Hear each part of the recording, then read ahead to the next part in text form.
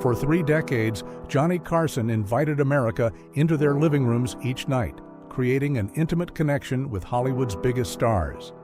But as cameras rolled and millions watched from home, the legendary Tonight Show host was guarding explosive secrets that would have instantly destroyed the careers of his most famous guests. Behind the charming smiles and rehearsed anecdotes lay carefully constructed lives, elaborate fictions designed to protect the true identities of beloved stars forced to hide behind studio-arranged marriages and meticulously crafted public personas. If you're enjoying this journey into Hollywood's hidden history, be sure to subscribe and hit that notification bell to join us for more revelations about the icons who shaped our cultural landscape. Rock Hudson, the heartthrob with the fictional wife. Rock Hudson epitomized masculine perfection for millions of American women in the 1950s and 60s. Tall, handsome, and possessed of an easy charm, he became one of Hollywood's most bankable romantic leads, starring opposite actresses like Doris Day in comedies that cemented his image as the ultimate heterosexual fantasy. The studio system had created the perfect leading man, a fiction so compelling that women across America hung his pictures on their walls and dreamed of being in his arms. Every appearance on The Tonight Show created intense behind-the-scenes anxiety for both host and guest. Carson knew Hudson was gay, an open secret in Hollywood circles, but also understood the devastating consequences exposure would have on Hudson's career. Each interview became a delicate dance around the truth, with both men acutely aware of the landmines surrounding them. The pressure on Hudson was particularly intense, given his status as a romantic leading man. Unlike character actors who might survive rumors about their sexuality, Hudson's entire career was built on his appeal to female audiences. This wasn't just about personal privacy, it was professional survival. His agent, Henry Wilson, had arranged his entire life, including a marriage to Wilson's secretary, Phyllis Gates, to protect the fictional image that made Hudson a star. The marriage to Gates lasted just 3 years from 1955 to 1958, but served its purpose in quieting rumors about Hudson's sexuality. Behind the scenes, these studio-arranged lavender marriages were disturbing aspects of Hollywood's star system, institutionalized deception that created psychological burdens few outside the industry could comprehend. The tragic culmination of Hudson's double life came in 1985 when he died of AIDS-related complications, becoming one of the first major celebrities to succumb to the disease. His illness and death forced a public reckoning with his sexuality that he had spent his entire career trying to avoid. A final act of unwilling revelation that transformed him from romantic icon to a complex symbol of an era's brutal expectations. Cary Grant, The Secret Bachelor Hall. Cary Grant defined sophisticated masculinity for generations of moviegoers. His impeccable style, transatlantic accent, and romantic pairings with Hollywood's most glamorous actresses created the image of the quintessential ladies' man, a persona that endures in popular culture decades after his death. Yet behind this carefully crafted image lay a more complex reality that fascinated Johnny Carson throughout his career. What particularly intrigued Carson was Grant's long-term living arrangement with fellow actor Randolph Scott. For over a decade, the two shared a beach house in Santa Monica that Hollywood insiders nicknamed Bachelor Hall, a domestic partnership hidden in plain sight during the peak of both men's careers. In private conversations, Carson would remark on the surreal experience of interviewing Grant about his marriages. He had 5 over his lifetime, while knowing that potentially the most significant relationship in his life remained unacknowledged. What made the Grant-Scott relationship especially remarkable was how visible it was while remaining officially denied. The two weren't exactly hiding. They posed for domestic photographs together that appeared in fan magazines, showing them exercising, preparing meals, and relaxing at home in ways that clearly suggested a partnership rather than mere friendship. These publicity photos showed the men in bathrobes having breakfast together, working out side by side and lounging by their pool. Images that today would be instantly recognized as depicting a couple, yet at the time were presented as bachelor buddies sharing expenses. Grant maintained his carefully constructed public image through his 5 marriages throughout his career. These relationships have been characterized by many historians as classic examples of lavender marriages, arrangements designed primarily to maintain public heterosexual images while providing cover for same-sex relationships. Carson reportedly expressed empathy for the psychological toll this took, noting that Grant had developed an entire performative identity. The Cary Grant persona itself was a creation that allowed the man-born Archibald Leach to navigate a hostile world that wouldn't accept his authentic self, a sophisticated performance that extended far beyond the silver screen into the fabric of his daily existence. Katharine Hepburn, the 26-year cover-up. Katharine Hepburn and Spencer Tracy's relationship stands as one of Hollywood's most celebrated love stories. A 26-year romance portrayed in books, documentaries, and films as the epitome of devoted partnership despite the obstacle of Tracy's refusal to divorce his wife. But according to those familiar with Carson's private conversations, the host knew the actual nature of their relationship was far more complex than the romantic legend suggested. Having interviewed Hepburn multiple times, Carson developed genuine admiration for her, but found it fascinating how thoroughly the public had embraced a narrative about her relationship with Tracy that contained significant elements of fiction. In private reflections shared late in his life, Carson believed their relationship was largely a mutually beneficial arrangement that allowed both stars to maintain their careers while deflecting questions about their sexual orientations. The Hepburn-Tracy relationship served multiple purposes. For Tracy, a Catholic who wouldn't divorce his wife, it provided a socially acceptable explanation for his separation without the scandal of dating around. For Hepburn, it offered a reason why such a desirable woman remained unmarried while giving her the freedom to live largely as she pleased. Carson had observed that Hepburn's closest and longest relationships were primarily with women. She lived with her alleged partner, Laura Harding, for many years, and later had a decades-long relationship with Phyllis Wilburn, whom some biographers claimed she referred to as her wife. What Carson found most remarkable was how the Hollywood publicity machine had transformed what was essentially a close friendship and professional partnership into the century's greatest love story, perhaps the most successful piece of myth-making in Hollywood history. Tracy's alcoholism and long absences gave Hepburn significant independence, while her devotion to him during his final illness cemented the public narrative of their great romance. Hepburn's strategy for maintaining privacy was brilliant. Rather than participating in studio-arranged dates or marriages, she largely withdrew from the Hollywood social scene, creating a life in Connecticut and New York that remained separate from the film industry's constant scrutiny. The Tracy relationship provided the perfect explanation for this independence, while her androgynous style, which influenced fashion beyond the film world, represented a quiet rebellion against gender norms at a time when women's clothing was rigidly feminine. Marlon Brando. The Open Secret. Marlon Brando revolutionized screen acting with his raw, naturalistic performances. His portrayal of Stanley Kowalski in A Streetcar Named Desire and later roles in films like On the Waterfront and The Godfather established him as one of the most influential actors in cinema history.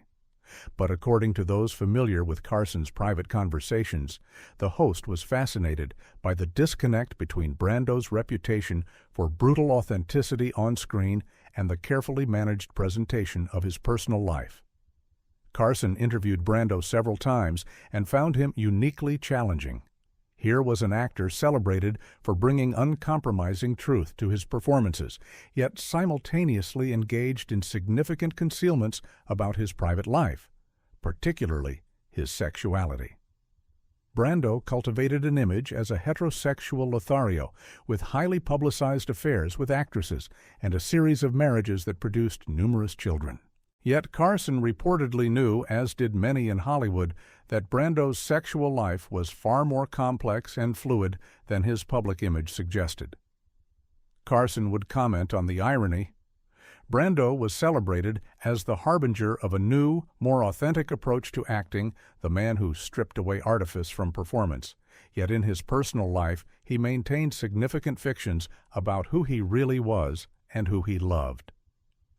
In his later years, Brando became somewhat more open about his sexuality, acknowledging in interviews that he had sexual relationships with men. But during the height of his fame in the 1950s and 60s, this aspect of his life remained carefully obscured, with studio publicity departments emphasizing his marriages and heterosexual relationships. Carson saw Brando as someone who had found a unique balance, creating enough of a traditionally masculine persona to protect himself from scrutiny while gradually pushing the boundaries of what could be acknowledged, a sophisticated navigation of a treacherous cultural landscape. Rumors about Brando's relationships with other male stars, including James Dean, circulated throughout Hollywood for years. What particularly interested Carson was how these relationships intersected with the creation of American concepts of screen masculinity. He found it fascinating that two actors who redefined American masculine identity on screen, Brando and James Dean, were both allegedly engaged in relationships that would have shocked the audiences who idolized them, representing a profound disconnect between cultural image and reality that he found both disturbing and revealing. James Dean, the paid-for career. James Dean appeared in just 3 major films before his death in a car crash at age 24. But his performances in East of Eden, Rebel Without a Cause, and Giant made him an enduring cultural icon, the quintessential troubled youth whose brooding intensity spoke to a generation of teenagers seeking authentic emotion in a conformist era. According to those close to Carson, the host was particularly troubled by what he knew about the young actor's path to stardom. Carson never interviewed Dean, who died before Johnny took over The Tonight Show, but he heard countless stories about him from Hollywood insiders. What disturbed him were the persistent allegations that Dean had engaged in relationships with powerful men specifically to advance his career. These rumors, which circulated widely in Hollywood both during Dean's brief life and after his death, suggested that the young actor had been pragmatically bisexual, willing to use sexual relationships with influential industry figures as a means to overcome the brutal competition for leading roles.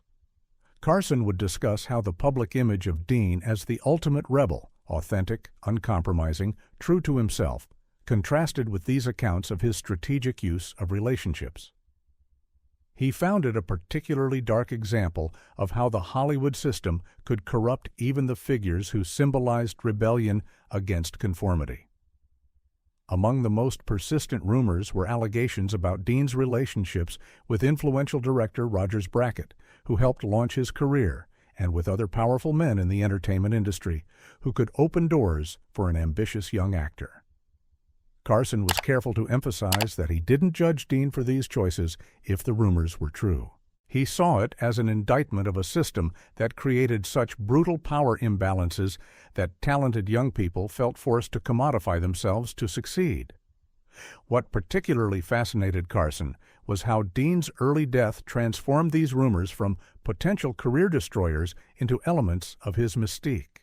Because he died young, Dean was never forced to navigate the complexities of fame in the way contemporaries like Brando did, his image frozen at the moment of greatest promise and possibility. Death had protected Dean from the scrutiny that might have exposed aspects of his life that would have been unacceptable to his fans. The tragedy of his early death created a protective mythology that allowed multiple narratives about his life to coexist without resolution, a transformation of potentially damaging truth into romanticized legend. Marlene Dietrich, the ultimate androgyne. Marlene Dietrich brought European sophistication and an air of sexual mystery to Hollywood that fascinated American audiences. From her breakthrough role in The Blue Angel to her collaborations with director Joseph von Sternberg, Dietrich cultivated an image of transgressive glamour that pushed boundaries in ways few American-born stars dared to attempt. Carson interviewed Dietrich multiple times and developed a genuine admiration for her authenticity. He found it remarkable that she had managed to be relatively open about her fluid sexuality at a time when such honesty would have destroyed an American star's career. Unlike many of her Hollywood contemporaries, Dietrich made little effort to hide her bisexuality from industry insiders. While married to Rudolf Sieber from 1923 until his death in 1976, she had well-documented affairs with both men and women, including relationships with actresses and female writers that were known within certain circles. What impressed Carson was Dietrich's refusal to be shamed. She developed a persona where her sexual sophistication and European background created space for her to live more authentically than most American stars could risk. Her marriage provided sufficient cover for her to pursue relationships that reflected her true desires.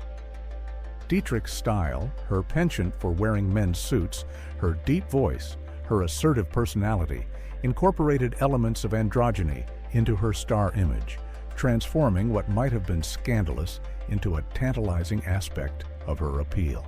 She made her ambiguity part of her mystique, turning potential vulnerability into a strength.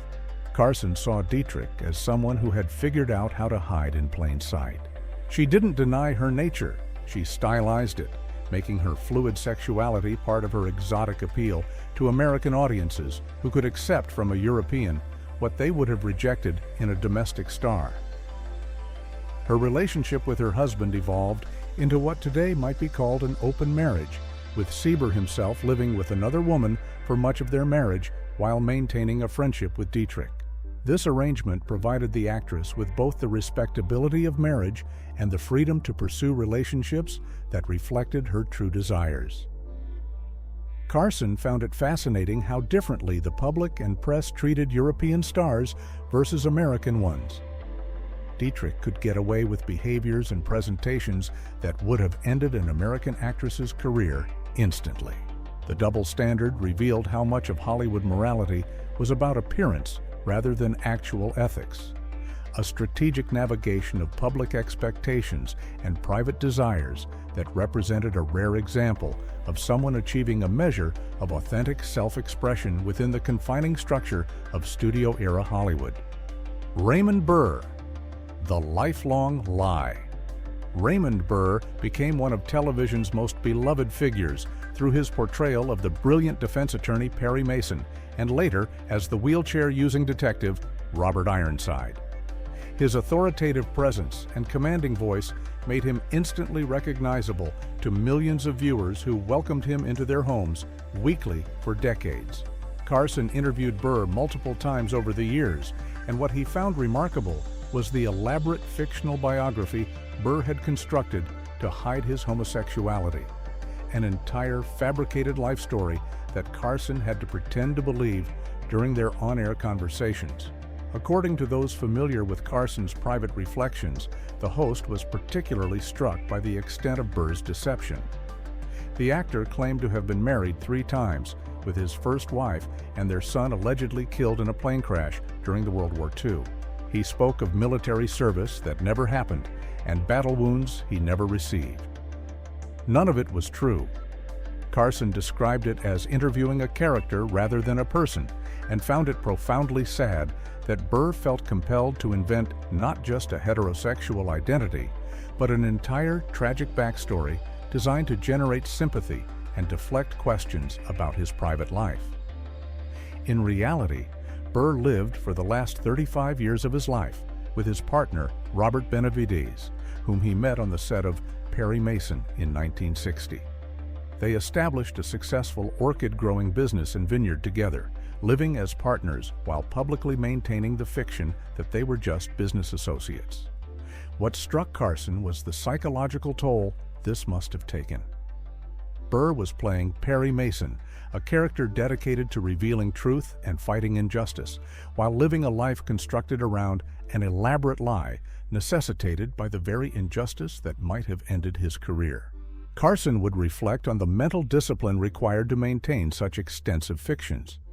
Burr had to remember complex details about marriages that never happened and a child who never existed.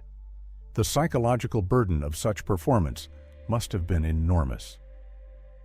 After Burr's death in 1993, Benavides inherited his estate and gradually shared more about their life together. The fictional biography has been largely debunked, allowing a more honest assessment of Burr's personal and professional legacy. Yet the elaborate deception he maintained for decades stands as a testament to the impossible choices faced by gay celebrities in mid-20th century America. Charles Laughton and Elsa Lanchester, the double fake. Charles Laughton created unforgettable characters in films like The Hunchback of Notre Dame, Mutiny on the Bounty, and Witness for the Prosecution, while his wife, Elsa Lanchester, achieved immortality as the Bride of Frankenstein and appeared in numerous films throughout her long career. Their marriage lasted from 1929 until Laughton's death in 1962, appearing to be one of Hollywood's most enduring unions. Carson found the Laughton-Lanchester marriage particularly fascinating. Here was a couple where, according to Hollywood insiders, both partners were gay, creating what was essentially a mutual cover story that protected both their careers. According to those close to Carson, the host had heard from numerous reliable sources that Laughton was homosexual and that Lanchester was lesbian, making their marriage one of Hollywood's most elaborate lavender arrangements, a union designed to provide both partners with respectable cover while allowing them private freedom. Carson interviewed Lanchester several times after Laughton's death and found it remarkable how she had developed a public persona that honored her marriage while carefully avoiding details that might contradict the official narrative of their relationship. What made the Laughton-Lanchester partnership particularly notable was its longevity and apparent functionality. Unlike some studio-arranged marriages that collapsed under the weight of their artificiality, the two actors maintained their union for over 3 decades, developing what appears to have been a genuine friendship and creative partnership despite the absence of romantic or sexual connection. Carson saw their relationship as a creative solution to an impossible problem. In an era when being gay meant career death, they created a supportive partnership that allowed both of them to thrive professionally while providing mutual protection. Lanchester's 1983 autobiography, Elsa Lanchester herself, touched only briefly on her relationship with Laughton, describing him as not an easy husband, but avoiding any direct discussion of his sexuality. This careful navigation of public disclosure versus private truth was typical of how stars of their generation approached such sensitive subjects, even as cultural attitudes began to shift. Carson found it remarkable how thoroughly the Hollywood system had convinced the public that the marriage was conventional. Laughton played romantic leads and father figures. Lanchester portrayed wives and mothers, and audiences accepted them in these roles without question, a testament to both their acting abilities and the power of studio publicity to shape perception. The Laughton-Lanchester marriage represented a particularly elegant solution to the impossible choices faced by gay performers in their era. Tyrone Power. The matinee idol's secret escapes. Tyrone Power's striking good looks made him one of 20th Century Fox's most valuable assets throughout the 1930s, 40s, and 50s. His chiseled features and romantic appeal made him a natural for swashbuckling roles in films like The Mark of Zorro and Blood and Sand, while his dramatic talents shone in more serious works like Witness for the Prosecution. Carson never interviewed Power, who died in 1958 before Johnny took over The Tonight Show, but he heard numerous stories about him from Hollywood veterans who appeared as guests, creating a portrait of a star who lived a classic double life. According to those close to Carson, the host was particularly struck by how Power, whose image was built entirely around his appeal to women, reportedly maintained a carefully compartmentalized existence, with relationships with men conducted with extraordinary discretion, while studio publicity departments arranged dates with actresses to maintain his public image. What fascinated Carson was how completely Power's public and private lives were separated. During the day, he was the ultimate heartthrob, the man whose face launched 1,000 fan clubs. At night, according to Hollywood insiders, he sought companionship that would have instantly destroyed that carefully constructed image. Power's marriages to French actress Annabella, to Mexican actress Linda Christian, and finally to Debbie Ann Minardos provided necessary cover throughout his career. These relationships, particularly his 7-year marriage to Annabella, helped maintain the fiction of conventional heterosexuality that his career required. Carson reflected on the psychological complexity of such arrangements. Many of these marriages weren't simply for show, they involved real emotional connections and resulted in children. The human reality was far more nuanced than simple deception, reflecting the limited options available to stars who didn't fit neatly into societal expectations. What made Power's case particularly notable was how his extraordinary physical beauty created both opportunity and danger. His looks opened doors to stardom while simultaneously placing him under intense scrutiny, with audiences and fans developing possessive feelings about his romantic life that made authentic self-expression impossibly risky. Carson would observe that the more physically perfect the star, the less freedom they had. Power's face was literally his fortune, creating expectations that became a prison. Power's premature death at age 44 from a heart attack cut short both his career and any possibility that he might have navigated the cultural changes that would begin to create more space for authentic self-expression in later decades. Like many of his contemporaries, he went to his grave with significant aspects of his life hidden from the public that had adored him. Anthony Perkins. The Psycho's Private Struggles. Behind the terrifying portrayal of Norman Bates in Alfred Hitchcock's Psycho was an actor engaged in his own psychological battle, living in fear that his private life would become public fodder. Anthony Perkins crafted a career playing sensitive, often troubled characters whose inner turmoil resonated with audiences. What viewers didn't realize was how much of that struggle mirrored the actor's own experience navigating Hollywood as a gay man in an unforgiving era. Carson interviewed Perkins several times throughout the 1970s and early 80s, and according to those close to the host, he found the actor's careful self-presentation particularly poignant. While never openly discussing Perkins's sexuality on air, Carson was reportedly aware of the actor's efforts to conceal his attraction to men, including undergoing therapy aimed at curing his homosexuality, a reflection of the immense pressure placed on stars to conform to heterosexual expectations. In 1973, Perkins married photographer Barry Berenson, with whom he had 2 sons. The marriage surprised many in Hollywood who had known of his relationships with men, including with actor Tab Hunter and dancer Rudolf Nureyev. Carson reportedly saw this marriage not as a complete sham, but as part of Perkins' genuine attempt to create a conventional life while suppressing aspects of his identity that threatened his career and social standing. Perkins's son, Osgood Perkins, later reflected that his father's marriage represented a sincere desire to have a family, even as he continued to struggle with his sexual identity, a complexity that Carson recognized during their interviews. Watching Perkins carefully navigate personal questions, Carson witnessed an actor performing both on and off screen, constantly calculating how much to reveal and how much to conceal. The cruel irony of Perkins's most famous role wasn't lost on Carson. The actor became immortalized, playing a character with a fractured identity and hidden secrets, Norman Bates, whose public face concealed a disturbed interior life. For an actor living with significant secrets of his own, the parallels must have created additional psychological pressure. Perkins' death from AIDS-related pneumonia in 1992 came after keeping his diagnosis secret for 2 years, a final act of privacy from a man who had spent his life carefully managing his public image. Montgomery Clift, The Beautiful Torment.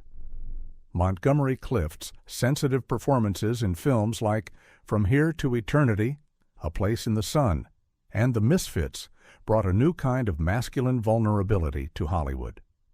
With his haunting good looks and emotional intensity, he created characters of profound psychological depth. But according to those close to Carson, the host was deeply affected by stories about Clift's troubled life and the devastating consequences of living in conflict with his true nature. Though Carson never interviewed Clift, who died in 1966, the late-night host heard extensive accounts about the actor from colleagues and friends who had known him. What emerged was a portrait of a man whose struggle with his sexuality contributed to increasing reliance on alcohol and painkillers.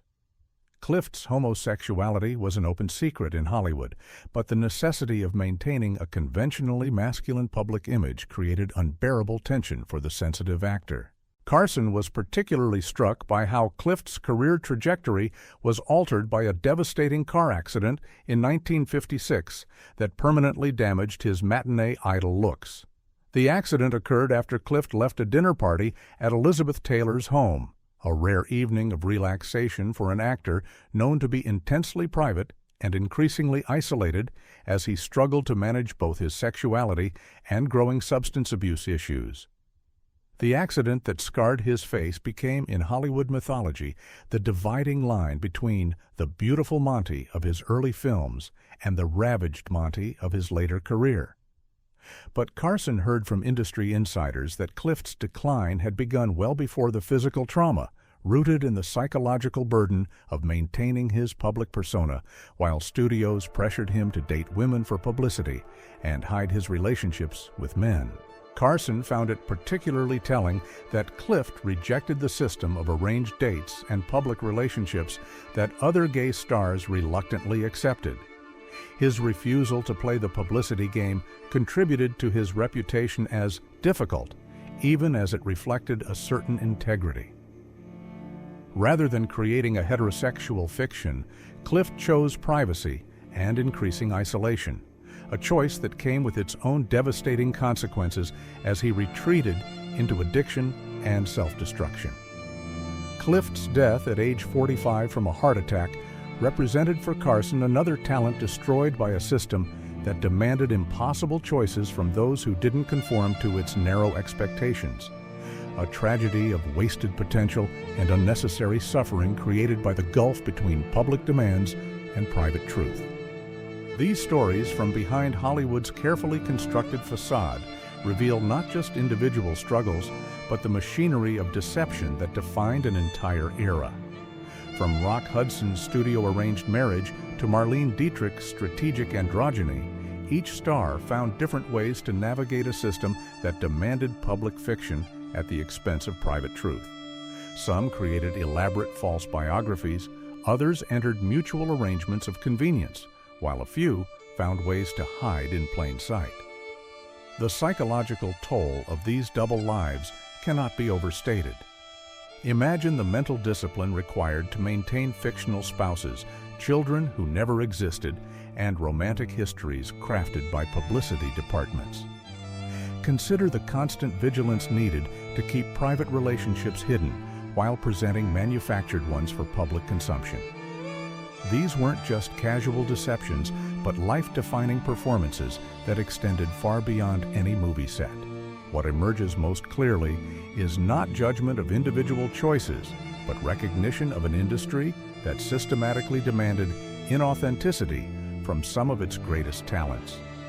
These stars lived and worked in an era when being true to themselves meant professional suicide, legal jeopardy, and public humiliation. Their various strategies for survival, from Raymond Burr's elaborate fictions to Katharine Hepburn's strategic relationship with Spencer Tracy, represent creative responses to impossible circumstances. As we look back on this hidden history, we gain not just gossip or scandal, but deeper understanding of the human cost behind the glamorous images that defined American culture. The silver screen, it turns out, reflected our desires and dreams while concealing the complex realities of those who brought those fantasies to life. If these stories moved you, please consider subscribing to our channel for more explorations of Hollywood's hidden history.